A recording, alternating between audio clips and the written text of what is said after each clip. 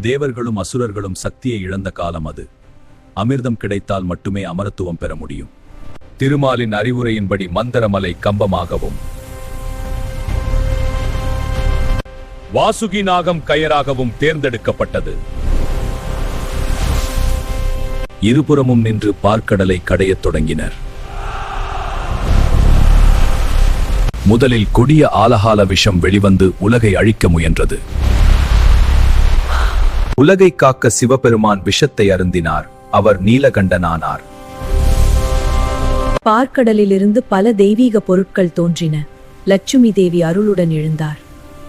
இறுதியில் அமிர்த கலசம் தோன்றியது. அதை பெற போட்டி ஏற்பட்டது. திருமால் மோகினி வடிவெடுத்து அமிர்தத்தை தேவர்களுக்கு வழங்கினார்.